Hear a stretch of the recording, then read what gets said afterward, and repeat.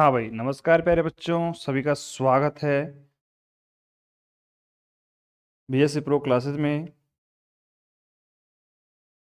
फटाफट सारे बच्चे कनेक्ट हो जाइए, उसके बाद अपन क्लास को स्टार्ट करते हैं आज की को। और आज हमारी जो डिस्क्रीट मैथमेटिक्स की क्लास है वो मॉर्निंग में नहीं हो पाई, तो इसलिए मैंने सोचा कि चलो इवनिंग में क्लास ले लेंगे, लेकिन क्लास का ऑफ नहीं रखेंगे। मैं कहीं पे कल गया हुआ था, तो इसलिए क्या है कि फिर थोड़ा मॉर्निंग में हो नहीं पाई क्लास। ठीक है, और जैसे मैंने आपसे कहा था कि आपकी जो क्लासेज हैं वो चलेंगी पैरेलल। ठीक है, जैसे कि आपकी मैंने कैलकुलस की क्लासेस तो संडे को भी अपलोड करी थी, शनिवार को भी आई थी आपकी क्लास, और आज मंडे है तो मंडे को आपकी डिस्क्रीट मैथमेटिक्स की क्लास होगी, और कल आपको वापस कैलकुलस की क्लास मिल जाएगी। कोशिश मैं ये करूंगा कि दोनों क्लास अपलोड हो जाए, लेकिन पैरेलल तो आपकी चलती रहेगी। ठीक है, कैलकुलस की क्लास आपको मॉर्निंग में जैसे ही 7 बजेंगे वैसे ही आपको रिकॉर्डेड क्लास प्रोवाइड करवा दी जाएगी, इसकी डोंट वही टेंशन में रहो आप। ठीक है, अब प्यारे बच्चों यहाँ पे लास्ट जो लेक्चर था अपना डिस्क्रीट मैथमेटिक्स में, उसमें हम कहाँ तक पहुंच चुके थे याद करो थोड़ा बहुत। हम यहाँ पे यूनिट हमारी फर्स्ट जो है उसको पढ़ रहे थे, और यूनिट नंबर फर्स्ट में भी हम पढ़ रहे हैं सेट, और सेट में अब एक या दो लेक्चर और बचे हैं, बाकी इसमें कंप्लीट पोर्शन जो है मैंने पढ़ा दिया है। Complete portion in the sense, मेरी बात सुनना ध्यान से, complete portion in the sense मेरा ये है कि जो टॉपिक इसके अंदर हैं और एग्जाम में सेट से जो टॉपिक बन सकते हैं मैंने वो टॉपिक करवा दिए हैं। बात करें स्टार्टिंग में, वो मैंने करवा दिया आपको, चाहे वो वेन डायग्राम हो, ठीक है, चाहे वो सेट बिल्डर फॉर्म हो, सेट के टाइप हो, डी मॉर्गन थ्योरम हो। ठीक है, उसके बाद में बात करते हैं हम जो आपका मैथमेटिकल इंडेक्शन है, उसके जितने भी सवाल जो कि इम्पोर्टेंट बनते हैं वो सारे मैंने आपको करवा दिए हैं, और उसका प्रिंसिपल मैंने आपको प्रूफ करवा दिया है। ठीक है, उसके बाद में हम बात करते हैं अपना आविष्टि अपवर्जन सिद्धांत। ठीक है, आपका जो मेथड है इंक्लूजन एक्सक्लूजन का, ये भी मैंने आपको उस दिन समझा दिया था, और 2 एलिमेंट के लिए, 3 एलिमेंट के लिए, फिर 4 एलिमेंट के लिए हम इस सिद्धांत को पढ़ते हैं। लेकिन एक छोटी सी बात मैं आपको उससे पूछना चाहूंगा कि देखो एक्चुअली में क्या है कि सबसे पहले आपको ये पता होना चाहिए कि मतलब अपन इसको यूज क्यों से कर रहे हैं, और यूज क्यों कर रहे हैं और कैसे कर रहे हैं, इस बात का आपको पहले पता होना चाहिए। मैंने उस दिन आपको थोड़ा बहुत बताया भी था कि जो ये नियम है, इस नियम का यूज हम इसलिए कर रहे हैं कि अगर मेरे पास में कोई समुच्चय कैसा होगा, अलग अलग होगा, यानी कि दो हमने सेट लिए ए और बी मेरे पास में, और दोनों के अंदर एलिमेंट कॉमन नहीं है, डिफरेंट सेट हैं, तो मैं कह सकता हूं कि हम इजीली नॉर्मल तरीके से भी काम कर सकते हैं। लेकिन अगर कोई दो समुच्चय ले लिए और उनमें कुछ एलिमेंट कॉमन आ रहे हैं, तो उस कंडीशन में उनकी जो कार्डिलिटी होती है ना, गणनता, एक वर्ड मैंने आपको इंट्रोड्यूस करवाया था, कार्डिलिटी, उसकी गणना हम नहीं कर पाते हैं, उसको फाइंड आउट नहीं कर पाते हैं, उसमें थोड़ा कंफ्यूजन हो जाता है। तो इसके बारे में कंप्लीट नॉलेज जो है मैंने आपको प्रोवाइड करवा दिया था। बात क्लियर? अब आज के इस लेक्चर में हम थोड़ा सा आगे बढ़ेंगे और उसी से आगे हम टॉपिक्स को क्लियर करेंगे। उम्मीद करता हूं कि जो मैंने आपको वेन डायग्राम बनाया था 3 एलिमेंट के लिए, वेन डायग्राम आपको समझ में आ गया होगा। उसके साथ साथ में मैंने कहा था कि भैया ये मैंने आपको बना दिया डायग्राम, अब इसको प्रूफ कर लेना। अब जिसको फर्स्ट वाला समझ में आ गया होगा उसने सेकंड वाला ऑटोमेटिक कर लिया होगा, और जिसको फर्स्ट समझ में नहीं आया है वो सेकंड वाले को भी नहीं कर पाया होगा, इसलिए फर्स्ट वाला मैंने प्रूफ करवा दिया था, तो भैया उसको देख कर कर लेना आप। ठीक है ना, मैं नहीं करवाने वाला हूं, पहले कह रहा हूं। ठीक है मेरे प्यारे बच्चों, फॉर्मूला जो था उसके अकॉर्डिंग मैं बात करूं तो देखो, पहला जो फॉर्मूला था मेरे पास में, ये ए यूनियन बी का फॉर्मूला कैसे निकाला था अपन ने, याद करो, mode A plus mod B, हालांकि मैं तो इसको मोड बी कहूंगा, बाकी आप बोलना चाहो तो कार्डिलिटी ए कार्डिलिटी बी माइनस का कार्डिलिटी ए इंटरसेक्शन बी, ये हमारा फॉर्मूला निकल के आया था। उसी प्रकार मैं बात करता हूं यहाँ पे सेकंड नंबर फॉर्मूले की, तो देखो A union B union C is equal to, देखो cardinality A plus cardinality B plus में कार्डिलिटी सी, और कार्डिलिटी माइनस करेंगे फिर अपने पास इंटरसेक्शन में तो आएगा ना। देखो हमारे पास माइनस का ए इंटरसेक्शन बी, माइनस का ए इंटरसेक्शन सी कर दो, और माइनस का सी इंटरसेक्शन ए कर दो, और प्लस कर देना फिर लास्ट में जाके इन तीनों का intersection, A intersection B intersection C भी माइनस, प्लस कर देना, सॉरी माइनस मत करना। माइनस आपको केवल क्या करने हैं, जो दो वाले सेट वाले इंटरसेक्शन है वो वाले, और क्यों करने हैं इसका भी कारण मैंने आपको बता दिया था। बात क्लियर है कि नहीं है? किसी को दिक्कत है? नहीं है मेरे हिसाब से। तो मेरे प्यारे बच्चों, अब अगर आपको दिक्कत नहीं है, मैं आप सभी के कमेंट भी चेक कर लेता हूँ। ठीक है, किसी प्रकार का कोई कमेंट भी नहीं है यहाँ पे। ठीक है, चलो अब मेरी बात को ध्यान से सुनना। अब मैं कुछ क्वेश्चंस आपको करवाने वाला हूँ। ठीक है, और क्वेश्चंस ये एग्जाम में आते हैं, आपको पता ही होगा इसके बारे में। तो खैर क्वेश्चंस ये आपके एग्जाम में आपको देखने को मिलेंगे।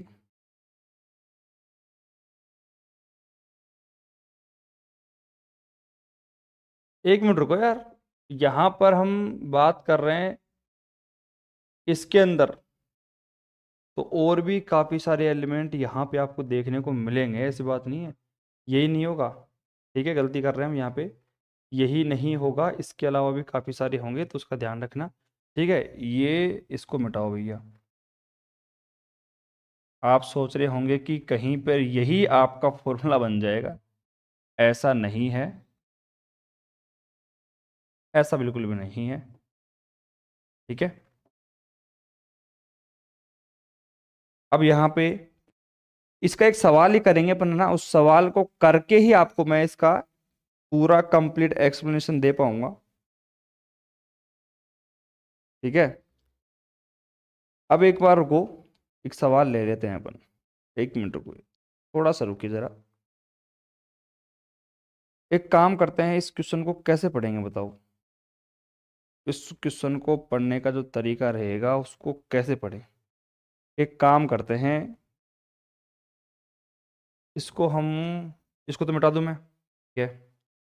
और एक बात यार ध्यान रखना यार, छोटी सी बात, जो मैंने आपको वेन डायग्राम बना के बताया था ना, वेन डायग्राम, उसको एक बार जरूर पढ़ लेना, वेन डायग्राम। ठीक है, अब ये सवाल फॉर्मूले जो हैं ये तो आपको ऑटोमेटिक याद हो गए होंगे, इसमें कोई दिक्कत नहीं है, लेकिन और ये सवाल बने कहाँ से हैं, ये क्वेश्चन जो हैं ये बने कहाँ से हैं?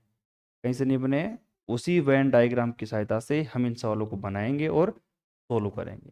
बात समझ में आ रही है आपको? ठीक है, एक काम करते हैं, फिर इन सवालों को मैं एक बार फोटो खींच के और सामने लेके आता हूँ, और फिर उसके बाद में इसको तरीके से अपन सवाल को पढ़ेंगे, तरीके से सॉल्व करेंगे। चलो भैया एक बार देखते हैं।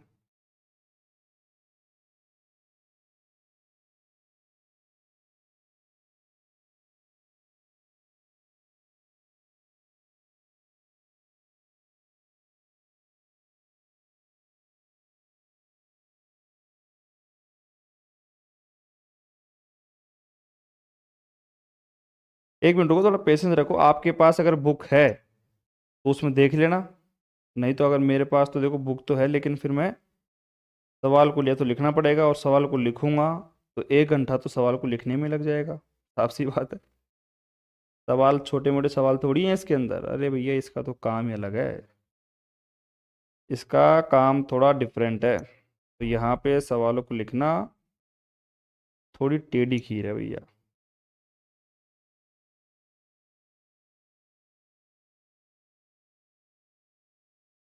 एक मिनट रुको बस, थोड़ा पेशेंस रखो, सवाल भी आ जाएगा, सब कुछ हो जाएगा काम।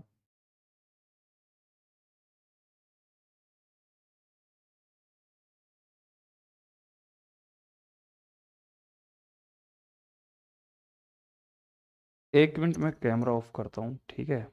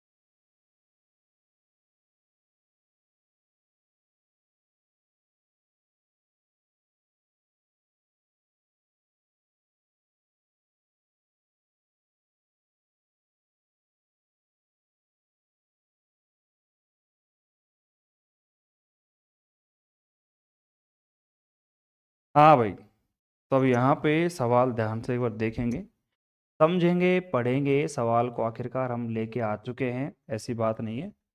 सवाल जाएगा कहाँ पे यार, सवाल यहीं पे रहेगा।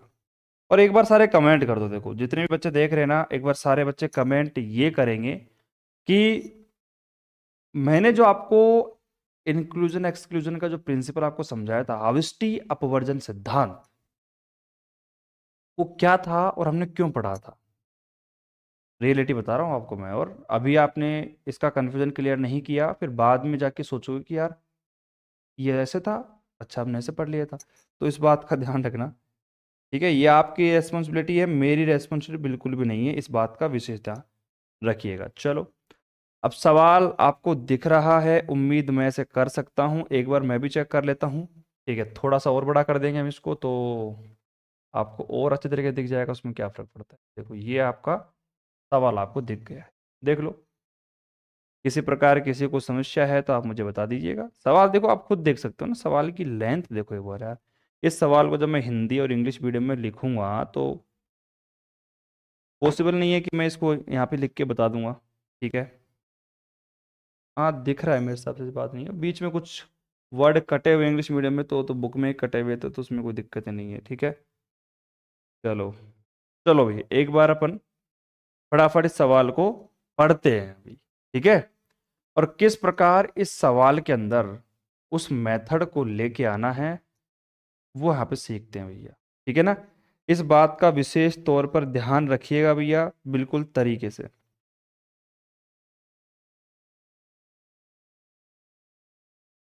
चलो भैया, ठीक है। चलो, अब यहाँ पे मेरी बात को ध्यान से सुनना।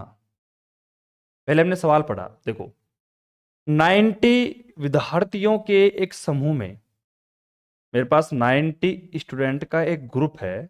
उस समूह में जिसमें प्रत्येक विद्यार्थी के पास कम से कम गणित, कंप्यूटर विज्ञान या सांख्यिकी का विषय है।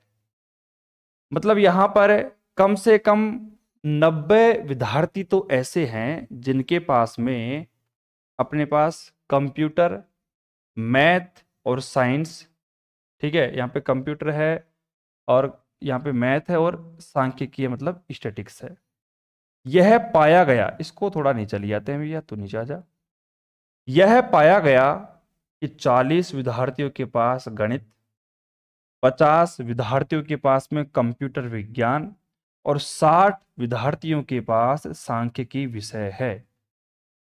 तो 10 विद्यार्थियों के पास गणित तथा कंप्यूटर विज्ञान दोनों है, 40 के पास गणित भी है, सांख्यिकी भी है, और 10 विद्यार्थियों के पास सभी 3 विषय हैं। तो उन विद्यार्थियों की संख्या ज्ञात कीजिए जिनके पास कंप्यूटर विज्ञान तथा सांख्यिकी विषय है परंतु गणित नहीं है। हो सकता है कि जो बच्चा पहली बार 12th क्लास को पास करके जब इनको पढ़ेगा एक बार, तो वो इसको पढ़ के ही पागल हो जाएगा। इतने बड़े बड़े सवाल एग्जाम में आएंगे तो हम इनको सोल्व कैसे करेंगे,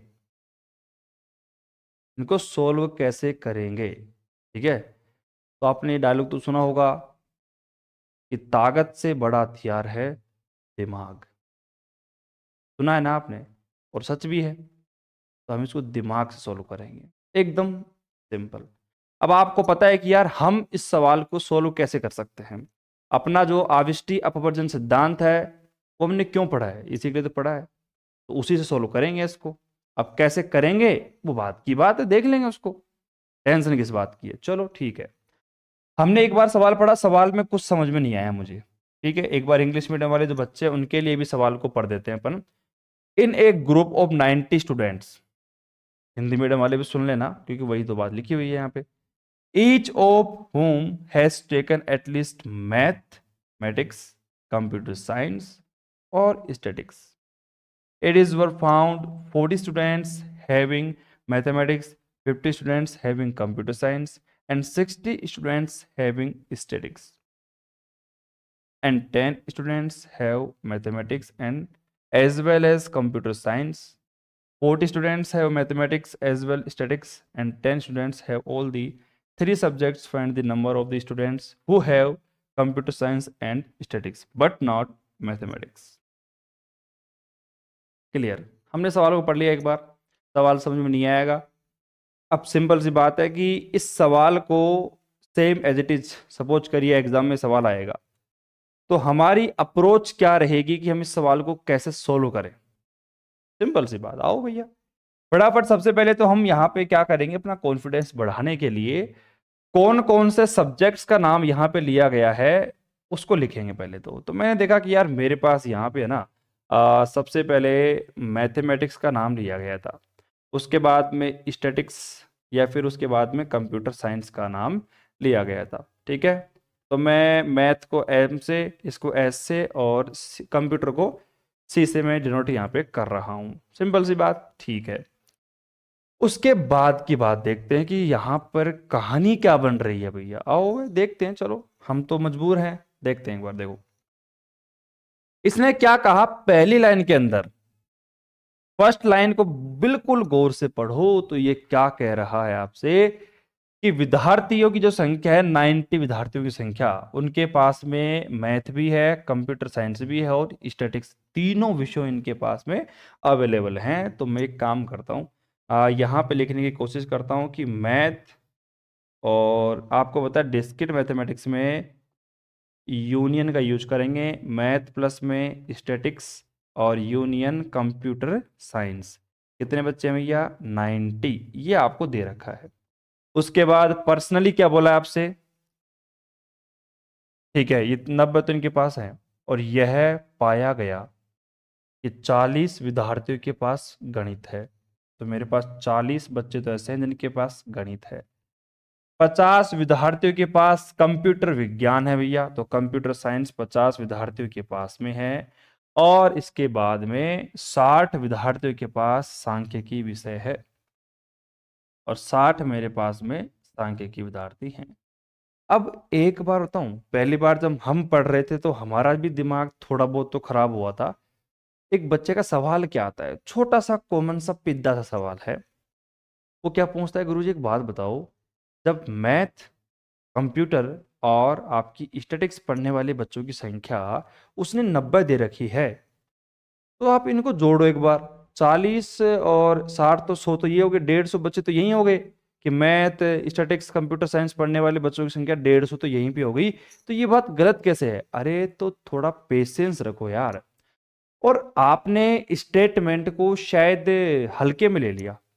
उसने क्या कहा है आपसे, उसने ये नहीं कहा आपसे कि टोटल मैथ, कंप्यूटर साइंस और स्टैटिक्स पढ़ने वाले बच्चों की संख्या 90 है। उसने क्या कहा है, कम से कम, एट लीस्ट। देख लो ना, मैं थोड़ी बोल रहा हूं, यहाँ पे यही बोल रहा है भाई, 90 विद्यार्थी एक समूह में, जिनमें से प्रत्येक विद्यार्थी के पास कम से कम गणित, विज्ञान, कौन सी, कंप्यूटर विज्ञान और आपकी सांख्यिकी है। तो बस मैं तो जो कह रहा है वो क्वेश्चन उसी को लिख रहा हूं यहाँ पे। बहुत ही पेशेंस से मैंने सवाल को लिख लिया। उसके बाद क्या कहा जा रहा है आपसे, उसके बाद क्या कह रहा है कि 10 विद्यार्थियों के पास गणित तथा कंप्यूटर विज्ञान है। तो आओ ये लिखो फटाफट से। तो 10 विद्यार्थी कैसे हैं, जिनके पास में गणित भी है और कंप्यूटर साइंस भी है। ठीक है भैया, तो 10 विद्यार्थियों के पास गणित और कंप्यूटर साइंस भी है। 40 के पास गणित तथा सांख्यिकी है। मैथमेटिक्स, इंटरसेक्शन, स्टैटिक्स, कितने हैं, 40, चोरों की कहानी। उसके बाद में 10 विद्यार्थियों के पास सभी 3 विषय हैं। सुन रहे इसकी मजाल क्या कह रही है कि 10 विद्यार्थियों के पास में तीनों सब्जेक्ट हैं। कैसे लिखेंगे, M intersection C intersection S, काम खत्म। तो यहां पर हमने क्या लिखा कि तीनों विद्यार्थी जो हैं मेरे पास में, मैथ इंटरसेक्शन एस इंटरसेक्शन, और मेरे पास में आपका सी, ये कितना है भैया, कितना दिया गया है, देख लो भैया वहां पे है 10, ये आपका 10 दिया गया है। और लास्ट एंड फाइनल जब हम देखेंगे कि एक्चुअली में हमसे पूछा क्या गया था, क्वेश्चन क्या है, उसको देखो एक बार। उन विद्यार्थियों की संख्या ज्ञात कीजिए जिसके पास कंप्यूटर विज्ञान तथा सांख्यिकी विषय है परंतु गणित नहीं है। तो इसने क्या बोला है कि उसके पास में कंप्यूटर साइंस हो और उसके पास में इंटरसेक्शन स्टैटिक्स हो, लेकिन गणित नहीं होनी चाहिए। ये आपसे पूछा गया है। बस देख लो, समझ लो, सोच लो सवाल क्या है क्या नहीं है, आपको समझ में आया है नहीं आया है, एक बार चेक कर लीजिएगा। उसके बाद में हम थोड़ा आगे बढ़ेंगे। सवाल तो बिल्कुल एकदम क्लियर विजिबल है ना आपको? ठीक है, उसकी तो खैर कोई दिक्कत नहीं आने देंगे हम। सवाल अवाल तो आपको टोटली विजिबल रहेगा ही रहेगा। पाया हो सही दिख रही है ना? चलो चलो, अच्छी बात है, अच्छी बात है, बहुत अच्छी बात है। पढ़ाई आपने चालू कर ही दी होगी, ऐसा मैं सोच सकता हूँ, क्योंकि अगर आप मेरी बातों पे चल रहे होंगे तो पढ़ाई तो फर्स्ट नंबर पे आपने चालू कर दी होगी। अब नहीं करिए तो बहुत अच्छी बात है, ठीक है। अब मेरे प्यारे बच्चों, अब सिंपल सी बात मुझे बताओ, यहाँ पर मेरे हिसाब से वेन डायग्राम बनाने की रिक्वायरमेंट इतनी महसूस नहीं हुई है। अगर आप बनाना चाहोगे तब भी वेन डायग्राम बना सकते हो आप। ठीक है, वेन डायग्राम आराम से इजीली बना सकते हो, कोई समस्या नहीं है। लेकिन हम इसको बिना वेन डायग्राम के सोल्व कर सकते हैं। तो एक काम करते हैं, भैया हमारा जो क्वेश्चन भाई साहब है, अगर हम इसको हटा दें तो कोई दिक्कत नहीं है। अब हटाएंगे भी नहीं तो क्या फर्क पड़ता है यार, इसको यहीं रहने दो। हम यहाँ पे ऐड कर देते हैं इसको। अब देखो यार, क्लियर सी बात है, आपके पास में फॉर्मूला निकल के आता है किसका? मॉडुलस में ए और इंटरसेक्शन में union. A union B union C जो मेरे पास में है, कितना आता है? Mod A plus mod B plus mod C, और माइनस का मोड ए इंटरसेक्शन सी। मैं ऐसे लिख रहा हूँ, ए इंटरसेक्शन बी और माइनस का बी इंटरसेक्शन सी, ये तो होगा। और माइनस नहीं, प्लस करेंगे अपन A intersection B intersection C. ठीक है, एक फॉर्मूला तो ये हो गया। और एक और दूसरा फॉर्मूला जो अभी मैं आपको बताने की कोशिश कर रहा था, लेकिन मैंने कहा कि भाई रिक्वायरमेंट पड़ेगी जब बता देंगे। तो ये फॉर्मूला तो आपका बन ही गया है, और एक फॉर्मूला जो अपन जनरली, जब अपन इस फॉर्मूले को प्रूफ करते हैं ना, उस टाइम पे बनाते हैं, तो वो बात की। ठीक है, ये याद है आपको कैसे बना है? ठीक है। अब आपको पता है कि मेरे पास में इसी फॉर्मूले को हम कन्वर्ट कर दें तो कैसे करेंगे? देखो, math union statistics union computer science is equal to mod M plus mod S plus mod C. Minus कर देंगे हम यहां पे mod M intersection mod C, minus कर देंगे एम इंटरसेक्शन आपका बी, बी मतलब स्टैटिक्स, और माइनस कर देंगे हम यहाँ पे स्टैटिक्स इंटरसेक्शन सी, और प्लस कर देंगे यहाँ पे ए इंटरसेक्शन। अब ए क्यों लेते हो या ए तो नाराज है, तो यहाँ पे एम इंटरसेक्शन बी इंटरसेक्शन, अब बी फिर यार एस इंटरसेक्शन सी। अब आपको पता है कि मुझे निकालना क्या था? मुझे निकालना था कि हमें ऐसे बच्चों की रिक्वायरमेंट है जो केवल और केवल स्टैटिक्स पढ़े, सांख्यिकी और कंप्यूटर साइंस पढ़े, मैथ नहीं होनी चाहिए उनके पास में। तो देख लो एक बार, ये रहा वो बच्चा, ये रहा वो प्यारा सा बच्चा। अब एक बार फटाफट वैल्यू निकाल लो ना, क्या दिक्कत है? देखो यहाँ पे आप वैल्यू को पुट करो। जैसे मैंने कहा कि total M union S union ये सी जो मेरे पास में है, इन बच्चों की संख्या कितनी थी? 90 इज इक्वल टू में, पर्सनली मैं बात करूं तो मेरे पास बुक है, तो बुक को यूज कर लेते हैं अपन यहाँ पे। पर्सनली हम यहाँ पे देखें तो m का जो मान था वो मेरे पास में 40 था, प्लस कर दूं मैं s का जो मान था वो मेरे पास में 60 था, प्लस में c का जो मान था वो मेरे पास में 50 था। फिर उसके बाद में m इंटरसेक्शन c जो मेरे पास में है वो मेरे पास में प्लस नहीं माइनस कर दो 10। फिर मेरे पास m इंटरसेक्शन जो s मेरे पास में था ये 40 था। कहाँ से लिख रहा हूँ मैं ये? अरे कहाँ से लिख रहा हूँ? पीछे से लिख रहा हूँ, देख के उतार लेना आराम से। माइनस का 40, और फिर लास्ट एंड फाइनल ये माइनस का बीच में रह ही जाएगा, एस इंटरसेक्शन सी वाला पोर्शन, और बीच में प्लस कर दीजिए M intersection S intersection C. तो ये कितना आएगा मेरे पास में? ये था आपके पास में 10। तो यार यहां से अब देखो बच्चा भी निकाल सकता है जब आप पूरी कैलकुलेशन को सोल्व करोगे। अब ये बच्चों वाले काम में मैं नहीं करूंगा, देखो सिंपल सी बात है, मेरा थोड़ा सा लेवल है। तो यहाँ पे देखो एस इंटरसेक्शन सी का जब आप ये पूरी कैलकुलेशन करके मान निकालोगे तो टोटल मान आएगा 10, जो कि मैंने टीप के लिख दिया है। मेरे प्यारे बच्चों, मेरे दुलारे बच्चों, कहीं पर किसी प्रकार की कोई समस्या है इस सवाल के अंदर? आपने निकाला क्या है एक्चुअली में? आपने फाइंड आउट किया क्या है? कुछ भी नहीं किया। हमने सवाल को प्यार प्रेम से पढ़ा, सवाल को टुकड़ों में तोड़ा, और टुकड़ों में तोड़ने के बाद हमने देखा कि यार इसमें मैथ स्टैटिक्स कंप्यूटर पढ़ने वाले बच्चों की संख्या हमने निकाली और देखी ध्यान से, तो हमें एक्चुअली में पता चला कि हमें निकालना क्या था। और फिर हमने निकालने के बाद फॉर्मूला एक जनरेट किया, उस फॉर्मूले के अंदर हमने वैल्यू को पुट कर दिया और जो हमें चाहिए था वो मैं निकाल लिया, काम खत्म। ठीक है, तो इसलिए जो इंसान है ना, इंसान उसके पास दिमाग बहुत ज्यादा है, उसके पास बुद्धि है, वो हाथी को भी हरा सकता है। नहीं तो हाथी को हराने वाला शायद जीव कोई है? लगता है कोई है? नहीं है। लेकिन हाथी को भी यार चींटी भी परेशान कर देती है। तो इसलिए दिमाग का यूज करो। साइज पे मैटर, साइज पे मत जाओ कि इतना बड़ा सवाल है कैसे होगा कैसे नहीं होगा, doesn't matter. We can do this and we can do this easily. ठीक है, कोई परेशानी है किसी को, कोई समस्या है तो बता दीजिए फटाफट से, हम बैठे हैं यहाँ पे। तुरंत अभी के अभी कमेंट कर दो, मैं देख रहा हूँ यहाँ पे।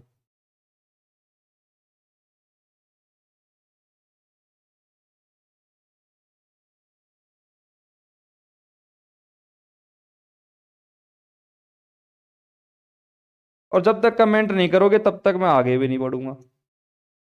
ठीक है, और सवाल तो मैंने आपको देखो दिखाई दिया था सामने, तो आप लिखना चाहो तो सवाल लिख भी सकते हो, नहीं तो एक काम करना, देखो मेरी बात सुनो, सवाल को लिखने की बजाय तो आप किताब भी परचेज कर सकते हो डिस्क्रीट मैथमेटिक्स की, ले आना।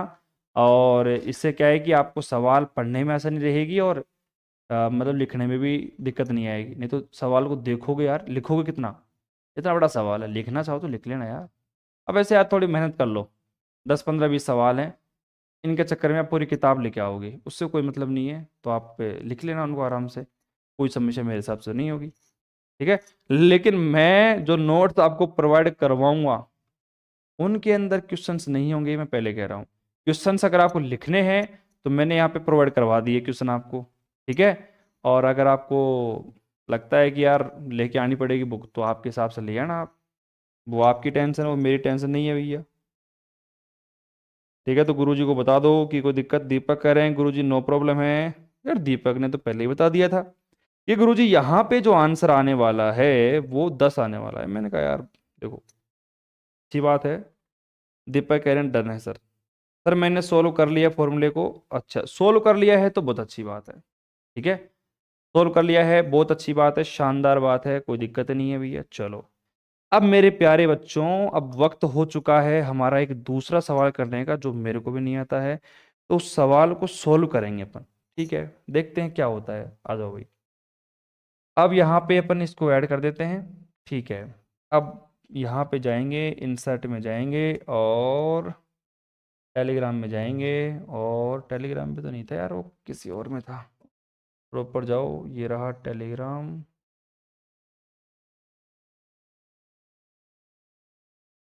नहीं वो टेलीग्राम में नहीं था यार, डॉक्यूमेंट्स।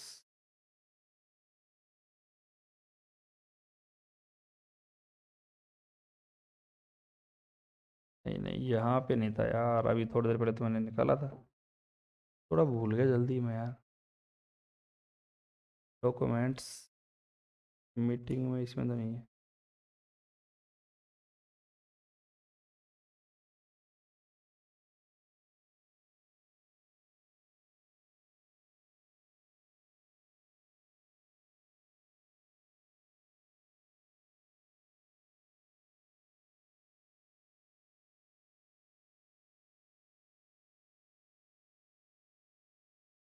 पिक्चर के अंदर है टेलीग्राम, और ये आ गया अपना ये। चलो क्या, आ जाओ भी सारे बच्चे। हेलो बच्चों, आ जाओ फटाफट। सभी को क्वेश्चंस दिखा देते हैं एक बार क्वेश्चन क्या है क्या नहीं है। देखो, इसको सीखने के लिए अपने को प्रॉपर एक वेन डायग्राम जो है ना वो बनाना पड़ेगा भैया। बहुत ही तगड़ा सवाल है ये, मान के चलो कि एग्जाम में बहुत बार आता भी है। ठीक है, बहुत बार आता है एग्जाम के अंदर। दिख रहा है आप सभी को? सवाल दिख रहा है ना प्रॉपर? ठीक है, सवाल तो आपको एक नंबर तरीके से दिख रहा है, कोई समस्या नहीं है। ठीक है, अब सुनना मेरी बात कान खोलकर। एक बार सवाल को हम पढ़ते हैं, सीखते हैं क्या है क्या नहीं है, बात की बात है कि आंसर आएगा कि नहीं आएगा। ठीक है, देखो, चेन्नई में किसी कॉलेज के विद्यार्थियों का भाषा सर्वेक्षण करवाने पर पाया गया। अब चलते हैं चेन्नई, और चेन्नई में जाकर हमने देखा कि यार विद्यार्थियों का एक भाषा सर्वेक्षण करने पर पाया गया कि 900 विद्यार्थी अंग्रेजी, अच्छा, 1200 विद्यार्थी तमिल और 750 विद्यार्थी हिंदी जानते हैं।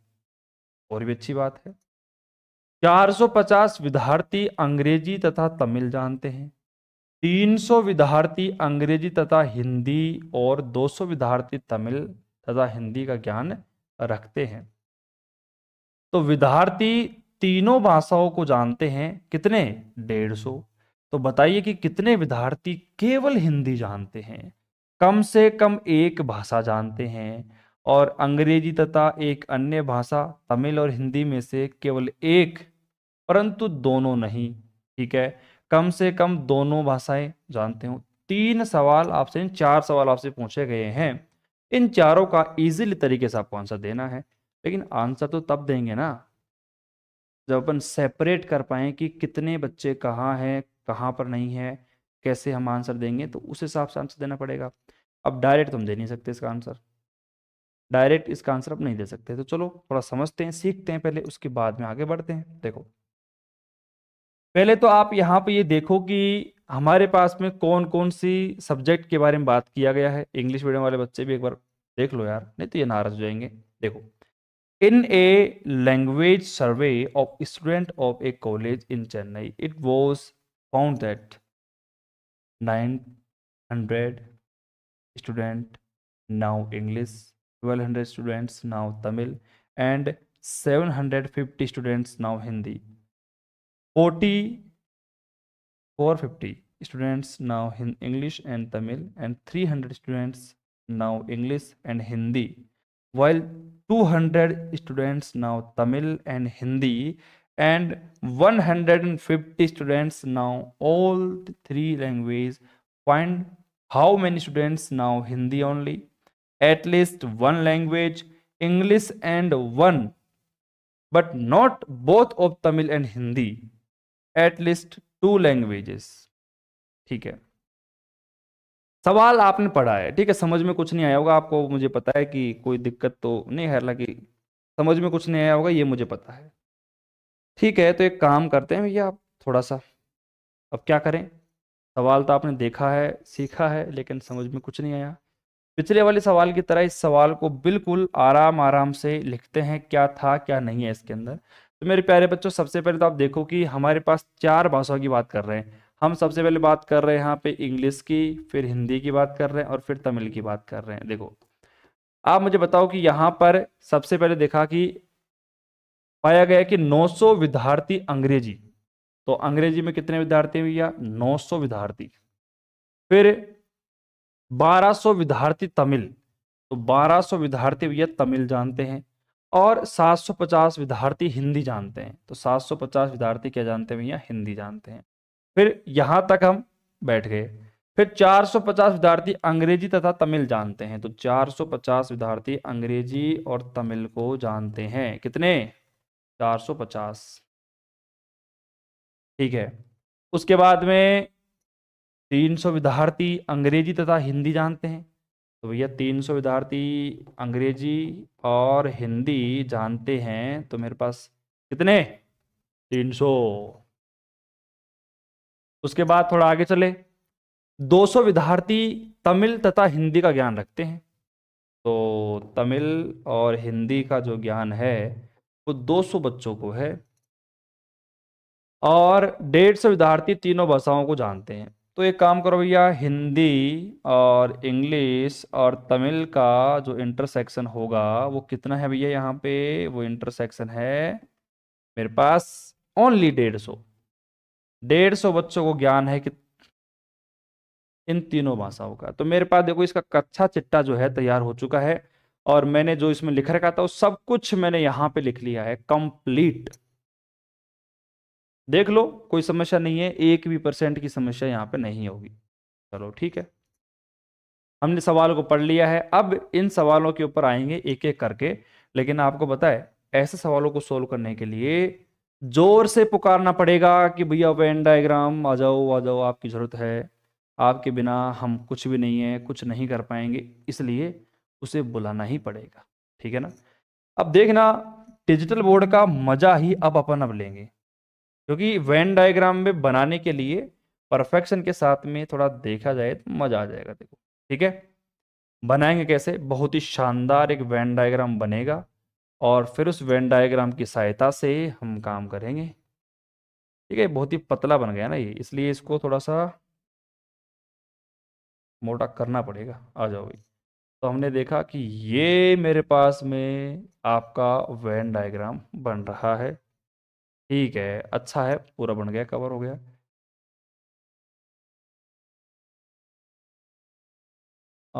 यहाँ तक ले लेते हैं इधर, ताकि मैं थोड़ा खड़ा भी रह सकता हूँ। थोड़ा छोटा भी कर ले हैं, ऐसे कोई दिक्कत नहीं, इतना काफ़ी है ना? इतना काफ़ी है, ठीक है।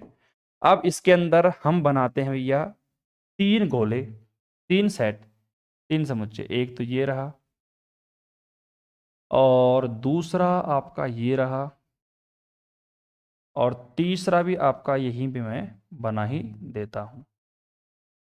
ठीक है, इस भाई साहब को थोड़ी सी गर्मी थी, ये थोड़ा बड़ा बन गया, इसको थोड़ा छोटा बना देते हैं और अंदर ले आते हैं। ये देखिए भैया, आपके दिमाग को कंफ्यूजन की तो कोई दवाई है ही नहीं, क्योंकि हमारे पास में सारे इक्विपमेंट हैं। आपके दिमाग को कैसे संतुष्ट किया जाएगा? ठीक है मेरे प्यारे बच्चों, अब इसको बंद कर देते हैं। आओ अब ध्यान से सुनते हैं हम, क्योंकि जो सुनेगा ना वही पाएगा भैया। ये मेरे पास में यूनिवर्सल सेट आपका है, तो इसको थोड़ा सा यार बारीक कर दो, अब टाइम आ गया है बारीक करने का। ये मेरे पास में क्या है? यूनिवर्सल सेट आपका है। ठीक है, तो ये सेट मान लो कि मेरे पास में इंग्लिश बोलने वालों का है, और ये मेरे पास में हिंदी बोलने वालों का, हिंदी बोलने वालों का ये रख लेते हैं।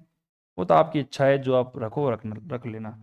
और ये मेरे पास में तमिल बोलने वालों का है। ठीक है, हम सबसे पहले शुरुआत कहाँ से करें कि हम इसको बनाएं डायग्राम को? तो हम सबसे पहले एलिमेंट कौन सा लिखें यहाँ पे? तो मैं आपको बता दूं कि आपको पीछे से चलना पड़ेगा। अब पीछे से चलने का मतलब क्या है मेरा, कि जो आपका सवाल था, इस सवाल में आपने देखा कि मेरे पास हिंदी, इंग्लिश और तमिल बोलने वाले बच्चों की संख्या जो है वो मेरे पास 150 है। ठीक है, मतलब तीनों का इंटरसेक्शन जो है मेरे पास कितना है? 150। तो मैं सबसे पहले वेन डायग्राम के अंदर यही बनाता हूं कि मेरे पास जो देखो, एक ये जो हिस्सा है आपका, ये सबसे कॉमन है, मतलब ई का भी, एच का भी और टी का भी। तो मैंने चुपचाप क्या करा, मैंने यहां पे लिख दिए 150। ठीक है, मैंने यहां पे अंदर लिख दिए 150, क्योंकि 150 जो बच्चे हैं वो भैया हिंदी, इंग्लिश और तमिल तीनों बोलते हैं। आपको सुस्पष्ट तरीके से दिख रहा होगा कि मैंने यहाँ पे क्या लिखा है। पीछे चलते हैं वापस। ठीक है, और पीछे हमने देखा कि तमिल और हिंदी बोलने वालों बच्चों की संख्या 200 है। तो मैं फिर वापस वहीं चलता हूँ भैया, तमिल और हिंदी। तो तमिल ये रही, हिंदी ये रही, उनको बोलने वाले बच्चों की संख्या कितनी है? 200 मेरे पास। ठीक है, लेकिन यार एक बात बताओ, यहाँ पे 200 कैसे आएगा? एक थोड़ा सोच के देखो आप एक बार, क्योंकि तमिल और हिंदी बोलने वाले बच्चों की संख्या 200 हमने लिख दी। लेकिन मुझे एक बात बताओ, एक छोटा सा बच्चा है, वो भी मेरे से पूछता है कि सर एक बात बताना, तमिल और हिंदी दोनों का जो कॉमन पार्ट है वो कौन सा है? तो देखो यार, कॉमन पार्ट तो अपना यहाँ से शुरू होता है और यहाँ तक पहुँचता है। जैसे मैं आपको बना के दिखा दूँ थोड़ा सा, कि भाई कॉमन पार्ट जो है हिंदी और तमिल का, वो तो देखो ये रहा पूरा पार्ट, ये पूरा पार्ट जो है ये तमिल और हिंदी का ही तो है। अब कई बच्चे कह रहे हैं हाँ गुरुजी बात तो सही है। तो फिर एक बात बताओ, 150 बच्चे तो कॉमन आ गए, 150 बच्चे तो कॉमन आ गए, लेकिन अब अगर मुझे केवल हिंदी और तमिल वाले बच्चे जो ये यहाँ पे हैं ये मुझे निकालने हैं, अरे तो 200 में से 150 को माइनस कर दो ना, क्या फर्क पड़ता है। तो मेरे प्यारे बच्चों यहाँ पे लिख दिया मैंने 50। क्यों लिखा है उसका जो आंसर है मैंने प्रॉपर तरीके से आपको दे दिया है। सभी को दिख रहा है ना, कोई समस्या नहीं है, बिल्कुल सवाल इस तरीके से समझा देंगे कि आप जिंदगी में नहीं बोलोगे। ठीक है, चलो अब थोड़ा हम वापस पीछे आते हैं। और मैंने देखा कि यार इंग्लिश और हिंदी बोलने वाले बच्चों की संख्या है 300। चलो, इंग्लिश और हिंदी बोलने वाले बच्चों की संख्या 300 है, तो कहाँ है हिंदी और इंग्लिश। ये रही मेरी हिंदी और ये रही मेरी इंग्लिश। अब मुझे एक बात बताना छोटी सी, भाई हिंदी और इंग्लिश बोलने वाले बच्चों की संख्या तो ये पूरी है कॉमन, ये देखो। अब इस कॉमन में तो ये 150 भी आपका आ गया, तो कितने बच्चे थे, 300 बच्चे थे। तो 300 बच्चे हिंदी और इंग्लिश बोलते हैं, तो मेरे हिसाब से बात है यार ये वाला पोर्शन मुझे निकालना है, तो 300 में से 150 मुझे माइनस करना पड़ेगा, और ये जो हिस्सा आपका बचेगा ना ये आपका 150 ही है। ये रहा। अब कई बच्चे क्या कह रहे हैं मेरे से, मेरी बात को सुनना ध्यान से। कई बच्चे मेरे से ये कह रहे हैं कि गुरुजी एक बात बताओ, जब आप 300 में से 150 को माइनस कर रहे हो ना, बाहर निकाल रहे हो, तो फिर उस कंडीशन में हमारा जो स्टेटमेंट है वो गलत नहीं हो रहा क्या। भाई हमारा जो कथन है वो गलत नहीं हो रहा क्या, क्योंकि वो क्या बोल रहा है कि भैया हिंदी और इंग्लिश बोलने वाले बच्चों की संख्या 300 है। अब उसने दे तो 300 रखी थी, लेकिन आपने तो 150 माइनस कर दिया, तो जो वहां पे आपको गिवन था वो स्टेटमेंट तो गलत हो गया। अरे भैया गलत कैसे हो गया, नहीं हुआ। गलत कैसे हुआ, नहीं हुआ है, क्यों, क्योंकि आप देख लो ना, क्योंकि देखो उसने क्या कहा, भाई हिंदी और इंग्लिश बोलने वाले बच्चों की संख्या 300 है, हिंदी और इंग्लिश बोलने वाले बच्चों की संख्या 300 है। तो मैंने क्या कहा, ये जो 150 बच्चे हैं ना यहाँ पे, ये 150 बच्चे, ये 150 बच्चे वो हैं जो केवल हिंदी और इंग्लिश बोलते हैं। हिंदी और इंग्लिश बोलने वाले बच्चों की संख्या तो 300 ही है, देख लो ना, 150 यहाँ पे 150 यहाँ पे, तो हिंदी और इंग्लिश बोलने वाले बच्चों की संख्या तो 300 ही है। क्लियर, ठीक है। आपके मन में कोई डाउट आए तो पूछते रहना। फिर उन्होंने क्या कहा कि हिंदी, सॉरी इंग्लिश, इंग्लिश और तमिल बोलने वाले बच्चों की संख्या 450 है। तो इंग्लिश और तमिल, आओ, तो इंग्लिश और तमिल बोलने वाले बच्चों की संख्या 450 है, तो 450 में से 100 गए तो 350, और 50 और चले गए तो मेरे पास यहाँ पे 300 आ जाएगा। तो मुझे बताओ कि ये तीनों खाने 1 2 3 4 मैंने भरे, वो आपके समझ में आए कि नहीं आए। अगर आ गए हैं तो बहुत अच्छी बात है, नहीं आए हैं तो और भी अच्छी बात है। तो कमेंट करके आप मुझे बता देना कि ये आपको समझ में बैठा या फिर नहीं बैठा, तुरंत कमेंट कर दीजिए भैया। सर इसको सोल्व करने पर 10 नहीं आ रहा, 20 आ रहा है। अरे तो 20 आएगा तो 20 नहीं, 20 तो नहीं आएगा यार, पीछे वाले को सोल्व करेंगे तो 20 तो नहीं आना चाहिए, 10 ही आएगा भैया। ठीक है 10 ही आएगा, तो उसको चेक कर लेना। रवीना, रवीना कह रही, पहले तो आप इसको बताओ, ये जो मैंने इधर लिख रखा है इसको बताओ भैया कि ये आपके दिमाग में बैठा या नहीं बैठा। कंप्लीट तरीके से बोल रहा हूं मैं, बैठ गया दिमाग में।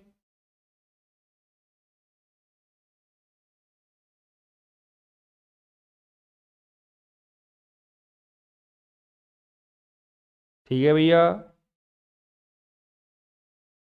सर प्लीज थोड़ी कैलकुलस की बुक में स्पीड बढ़ाओ, दीपक शर्मा कह रहे हैं। अब कैलकुलस की बुक में स्पीड बढ़ाने की हम फुल कोशिश कर रहे हैं। देखो यार मैं बताऊं आपको, ईमानदारी की बात यह है कि कैलकुलस में स्पीड बढ़ाने की फुल उम्मीद है, लेकिन अब करें क्या, अब डिस्क्रीट मैथमेटिक्स की क्लास अब लगा देंगे अपन। अब जैसे ही अब आपकी क्लास हो रही है, सेकेंडरी की भी हो रही है, थर्ड ईयर की भी हो रही है, तो फिर क्या टाइम जो है वो थोड़ा कम मिल पाता है, और भी बहुत सारे काम होते हैं। अब यार दिन में 50 कॉल आ जाते हैं, अटेंड भी करने पड़ते हैं, ज़रूरी भी है।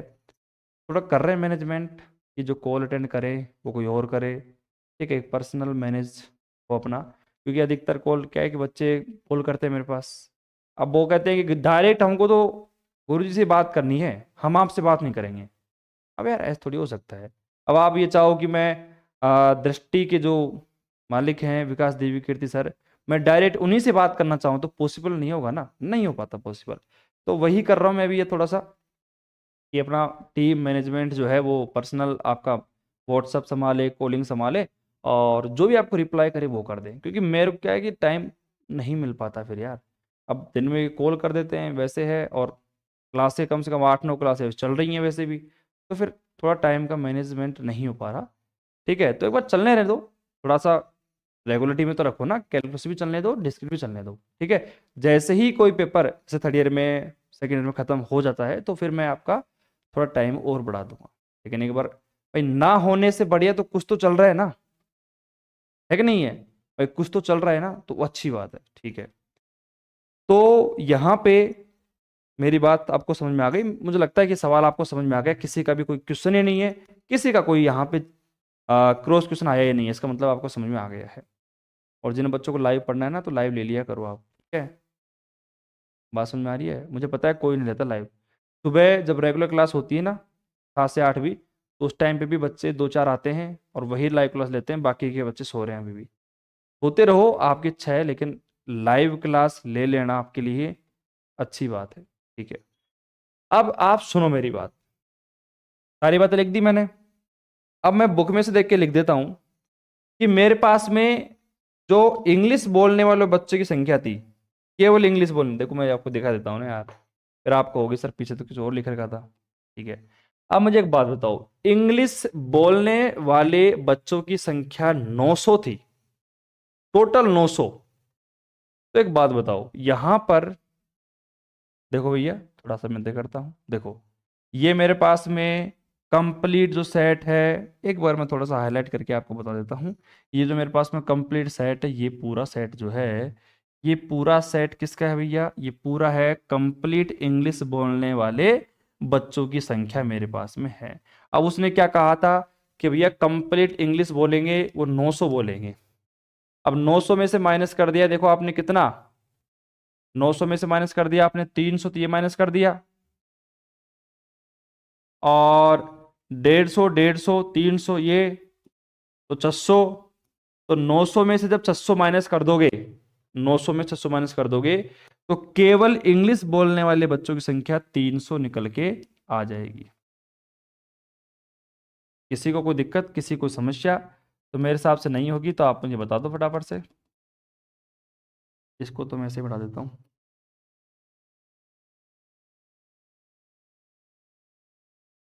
नहीं, मेरे को सर्किल हटाना था ना बीच में। ठीक है, ये तो मेरे पास 300 था, और ये भी मेरे पास में 300 आ चुका है। इसी प्रकार आप देख सकते हो पीछे से कि मेरे पास में हिंदी बोलने वाले बच्चों की संख्या 750 है, तो 750 मेरे पास टोटल है। टोटल जो हिंदी बोलेंगे ना कंप्लीट सेट, वो 750 है। अब 750 में से 50 गए, कितने बचे? 700। 700 में से 300 गए, तो मेरे पास 400, तो 400 बच्चे हिंदी बोलेंगे। उसी प्रकार मैं देख सकता हूँ यहाँ पे तमिल बोलने वाले बच्चों की जो संख्या थी टोटल, वो बोलेंगे हमारे पास में 1200। 1200 तमिल बोलेंगे, तो फिर 1200 को यहाँ पे माइनस कर देना भैया।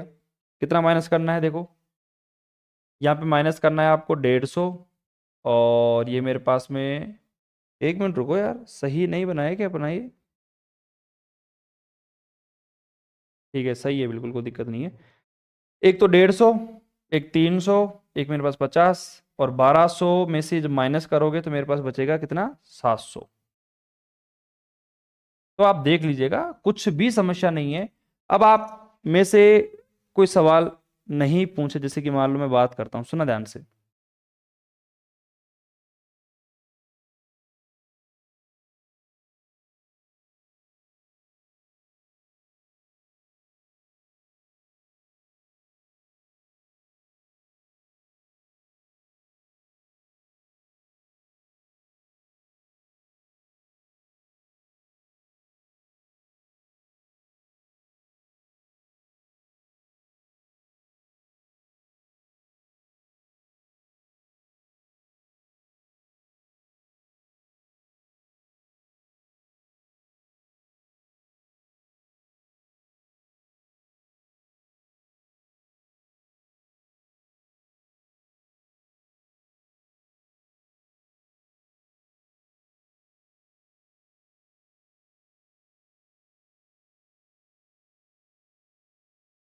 हाँ भाई, तो अब यहाँ पे देखो मैं फ्री हूं अब आराम से, मेरे को कोई दिक्कत नहीं है, कोई समस्या नहीं है। आपका वेन डायग्राम बन चुका है, आपको जो गिवन चीजें थी उनकी सहायता से मैंने वेन डायग्राम बनाया, और फिर पूरा जो वेन डायग्राम है मैंने क्लियर कर दिया है। अब आपकी इच्छा हो, एग्जामिनर की इच्छा हो, आपकी इच्छा हो, जो आपके मन में सवाल आए वो आप मेरे से पूछ सकते हो, क्योंकि मैं हूं भगवान। अब क्यों, अब देखो एग्जामिनर के दिमाग में अब ये जो तीन चार सवाल यहाँ पे दे रखे हैं इस सवाल के अंदर, इनसे बढ़कर इसमें पता नहीं कितने सवाल बन सकते हैं। देखो एक बच्चे ने मेरे से पूछा कि गुरुजी केवल तमिल बोलने वालों बच्चों की संख्या बताओ। मैं आंख बंद करूंगा, 700। आंसर आपके सामने है, ठीक है। फिर मैं कहूंगा कि यार सर से कुछ अच्छा सा सवाल पूछता, वो कहेगा गुरुजी तमिल और हिंदी बोलने वाले बच्चों की संख्या। तो आप देखो ये रही मेरे पास में तमिल, और ये रही मेरे पास में हिंदी बोलने वाले बच्चों की संख्या, ये रही मेरे पास में 200। तमिल और हिंदी बोलने वाले बच्चों की संख्या 150, और 50 मेरे पास कितनी है, 200। क्लियर। अब आपकी इच्छा हुई कि यार मैं उससे पूछता हूँ कि सर इंग्लिश बोलने वाले बच्चों की संख्या 300, हिंदी बोलने वाले बच्चों की संख्या 400 मेरे पास में, लेकिन दो वर्ड का ध्यान रखना, स्पेशल ध्यान रखना भैया, मेरी बात को कान खोलकर सुन लेना। फिर उसके बाद में आपके मन में कुछ भी सवाल आए, और फिर उसके बाद उसी बुक में जो क्वेश्चन दिए गए थे उनको भी सोल्व कर लेंगे। देखो मेरे प्यारे बच्चों एक बात मुझे बताओ, देखो एक तो मैंने कहा कि टोटल हिंदी बोलने वाले बच्चों की संख्या जो है, जैसे मैंने कहा कि हिंदी बोलने वाले बच्चों की संख्या कितनी है, देखो हिंदी बोलने वाले बच्चों की संख्या है 400, 750। ये तो हिंदी बोलते हैं, लेकिन एक मैंने वर्ड यूज करा केवल हिंदी, केवल हिंदी। इसका मतलब है कि भैया उसमें कुछ कॉमन नहीं होना चाहिए, कुछ भी कॉमन नहीं होना चाहिए, केवल हिंदी बोलनी चाहिए वो। तो हिंदी के लिए तो साफ सी बात है भाई, ये 150, 150, 50 से माइनस करने पड़ेंगे आपको ना। फिर ये निकल के आया मेरे पास में, तो 750 में से माइनस करने के बाद 400 ऐसे बच्चे हैं जो केवल हिंदी बोलते हैं। और आपका पहला सवाल यही है कि केवल हिंदी बोलने वाले बच्चों की संख्या निकालो। तो आप यहां से आप आराम से निकाल सकते हो, 750 में से 400 को माइनस कर दीजिएगा, ये आपका आंसर आ गया। ये आपका आंसर ही आ चुका है, ठीक है। कोई दिक्कत किसी को तो मुझे बता सकते हो, मेरे हिसाब से कोई दिक्कत नहीं होगी। केवल हिंदी, ये डायग्राम एग्जामिनर को दिखा दोगे ना, उसके बाद में सब कुछ मामला सेट हो जाएगा आपका। फिर 400 आंसर आ गया पहले का, इसको मैं हटा देता हूं। चलो अब दूसरा जो सवाल पूछा गया है आपसे, वो सवाल क्या है मेरे प्यारे बच्चों, वो सवाल है, दूसरा सवाल ये पूछा गया है आपसे कि कम से कम एक भाषा का ज्ञान रखने वाले विद्यार्थियों की संख्या। सेकंड सवाल देखो, सेकंड सवाल कि उसके पास कम से कम एक भाषा। अब आपको पता है कि यार कम से कम एक भाषा जो बच्चा रखेगा, तो भैया जितने भी अभी बच्चे हैं, जैसे ये बच्चे हैं, ये बच्चे, ये बच्चे, ये बच्चे, ये बच्चे, सारे जो बच्चे हैं इनके पास किसी न किसी एक भाषा का नॉलेज तो है। भाई यहाँ पे मेरे पास ये बच्चे हैं, हिंदी पढ़ने वाले हैं, इंग्लिश पढ़ने वाले हैं, और तमिल पढ़ने वाले हैं। अब आपने सवाल क्या पूछा कि कम से कम, एटलीस्ट उसके पास एक भाषा का ज्ञान होना चाहिए। तो यार मैंने कहा कि यार तमिल वाले बच्चे भी इसके अंदर आएंगे, इंग्लिश वाले भी आएंगे, हिंदी वाले भी आएंगे। क्यों? अब एक बच्चे ने पूछा सर क्यों, ऐसा क्यों? अरे भैया उसने क्या कहा है कि कम से कम एक लैंग्वेज आनी चाहिए। तो एक लैंग्वेज तो इसको भी आती है, इसको भी आती है, और इसको भी आती है, इसको भी आती है, इसको भी आती है, इसको भी आती है, पूरी जितनी वैल्यूज हैं सोच समझ के जोड़ दो भैया। टोटल जो जोड़ आएगा मेरे पास में, इन सबको जोड़ने के बाद इसको जोड़ दो, इसको, इसको, इसको, इसको, सबको जोड़ दो। टोटल मैं देख के लिख रहा हूं टीप के, मेरे पास कितना आ रहा है आंसर, 2050। कैसे आया है 2050? क्योंकि आपने सवाल पूछा था मेरे से कि कम से कम एक बच्चा, मतलब कम से कम एक लैंग्वेज बोलने वाले बच्चों की संख्या। तो देख लो यार, ये सारे बच्चे हैं, सब एक लैंग्वेज तो बोल रहे हैं ना, चाहे हिंदी बोला लो, चाहे तमिल, चाहे इंग्लिश, तो सबको जोड़ दो, तो ये मेरे पास में 2050 आ गया। इन सबको जोड़ देना, 700, ये सब जितनी भी संख्या दिख रही है आपको। दूसरा सवाल भी आपका क्लियर हो चुका है, तो इसको मैं मिटाऊं तो खैर क्या करूंगा, छोड़ो। तीसरा सवाल सुनो ध्यान से, तीसरा सवाल थोड़ा इंपॉर्टेंट है, थोड़ा इंपॉर्टेंट है, सुना। तीसरा सवाल ये कह रहा है कि अंग्रेजी तथा तमिल, आपके पास बुक है तो देख लेना यार। देखो मैं माफी चाहूंगा कि अब मैं उस सवाल को पीछे करूंगा फिर आगे करूंगा, उससे बढ़िया तो मैं बुक में पढ़ लूंगा। अब सवाल को सुन लो कान खोलकर, उसके बाद में सुनने के बाद आप डायग्राम में देख लो, आंसर आपके सामने होगा। ठीक है। अंग्रेजी और तमिल, अंग्रेजी और तमिल और हिंदी में से कोई एक भाषा का ज्ञान रखने वाले विद्यार्थियों की संख्या। तो यही सवाल पूछा गया था कि आपसे। हाँ भैया। अंग्रेजी तथा एक अन्य भाषा तमिल और हिंदी में से केवल एक परंतु दोनों नहीं, किसी एक भाषा का ज्ञान होना चाहिए। तो देखो मैं अगर यहाँ पे पूछूं आपसे, सिंपल आपसे बोला गया है कि या तो देखो अंग्रेजी तो कॉमन है, सवाल को समझने की कोशिश करना मेरे। देखो थोड़ा बहुत एफर्ट आपको लगाना पड़ेगा, ऐसा नहीं कि मैं आपके दिमाग में मैं ही सेट कर दूंगा, नहीं ऐसा नहीं हो पाएगा। देखो उसने कहा है कि मेरे पास जो इंग्लिश है ना वो तो कॉमन रहेगी। अब इंग्लिश के साथ में आप हिंदी ले लो या फिर इंग्लिश के साथ में आप तमिल ले लो, ये दोनों काम कर सकते हो। अंग्रेजी तथा एक अन्य भाषा, या तो तमिल ले लो या फिर आप हिंदी में से केवल एक परंतु दोनों नहीं ले सकते। तो ऐसे बच्चों की संख्या जो है मेरे पास में वो कितनी आएगी? देखो आप मुझे बताओ, खुद बताओ कि अंग्रेजी और हिंदी बोलने वाले बच्चों की संख्या कितनी है। तो आप कहोगे गुरुजी अंग्रेजी और हिंदी, ये रहा अंग्रेजी वो रहा हिंदी, और बोलने वाले बच्चों की संख्या 150 प्लस 150, यानी कि जो कॉमन पार्ट है वो कितना है भैया? ये मेरे पास कॉमन पार्ट है। ये कॉमन पार्ट बता रहा है कि ये बच्चे जो हैं वो आपके हिंदी और इंग्लिश दोनों बोल रहे हैं। इसका मतलब 300 बच्चे ऐसे हैं जो कि आपकी हिंदी और इंग्लिश बोल रहे हैं। उसके बाद में हमने क्या देखा कि यहाँ पे हिंदी, और दूसरा क्या था मेरे पास में कि अंग्रेजी और तमिल, काम ये रहा, अंग्रेजी और तमिल भाषा जो है वो मेरे पास में बोल सकता है। अब यहां पर थोड़ा सा लॉजिक लगाना पड़ेगा यार, सुनो ध्यान से। अंग्रेजी तथा एक अन्य भाषा तमिल और हिंदी में से केवल एक परंतु दोनों नहीं ले सकते हैं। तो यहाँ पे सुनना ध्यान से, अंग्रेजी तथा तमिल और हिंदी में से कोई एक भाषा का ज्ञान रखने वाले विद्यार्थियों की संख्या, किसी भी एक विद्यार्थियों को रखने वाले ज्ञान वाले बच्चों की संख्या। हाँ भाई सुनो ध्यान से। हम्म। सुनना सुनना सुनना सुनना, देखो अब यहाँ पे इसको थोड़ा लॉजिक के साथ समझना। देखो ऐसे मजे वाली बात तो नहीं है, लेकिन थोड़ा ध्यान से समझना। देखो सुनो कैसे समझेंगे इसको भाई। हिंदी और इंग्लिश कितने हैं? 300। 150 और 150 300। ठीक है। तो ये रही मेरी हिंदी और ये रही मेरी इंग्लिश। फिर क्या कह रहा है आपसे कि अंग्रेजी और तमिल बोलने वाले बच्चों की संख्या। तो भैया एक बात बताओ, ये जो मेरे पास में अंग्रेजी और तमिल बोल रहे हैं ना, ये देखो, ये मेरे पास इंटरसेक्शन है। कोई एक भाषा का तो ज्ञान है उसको, किसी भी एक भाषा का ज्ञान होना चाहिए, दोनों का ज्ञान नहीं होना चाहिए उसके अंदर।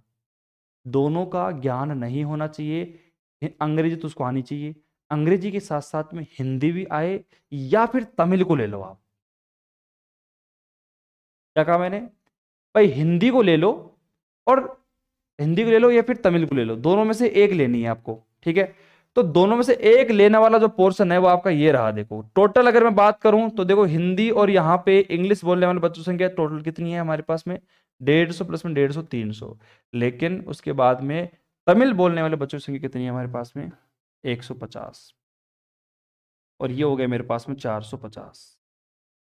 ठीक है भाई, मैं क्या कह रहा हूँ, सवाल मैंने समझा दिया। मोस्टली बच्चों को समझ में नहीं आया मुझे पता है। ठीक है।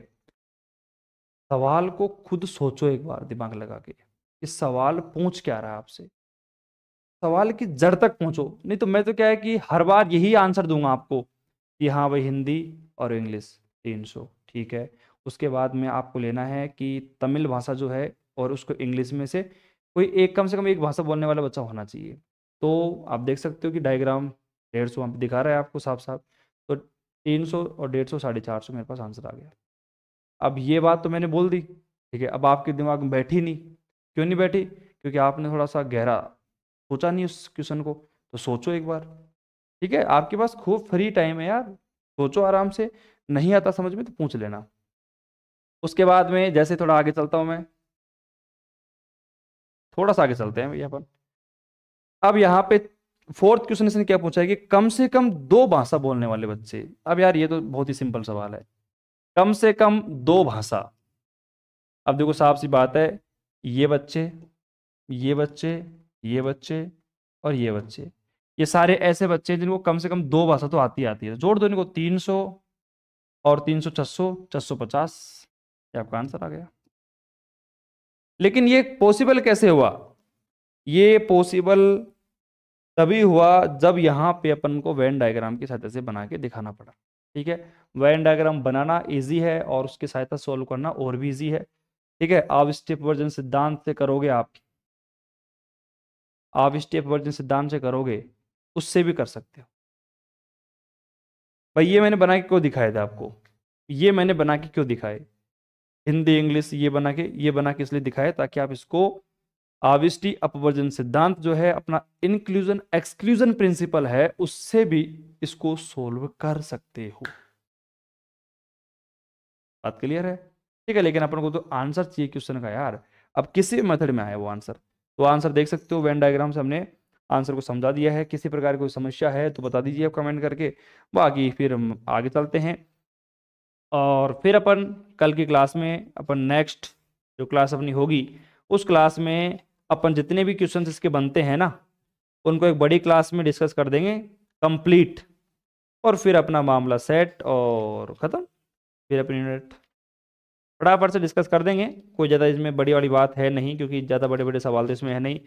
प्रिंसिपल बेसिक जो है आप सीख ही चुके हो कि इसमें कैसे क्या करना है, कैसे क्या होगा, वो तो आपको आ ही गया है। तो फिर मेरे हिसाब से अब कोई बड़ी बात तो यहाँ पर नहीं होगी। ठीक है,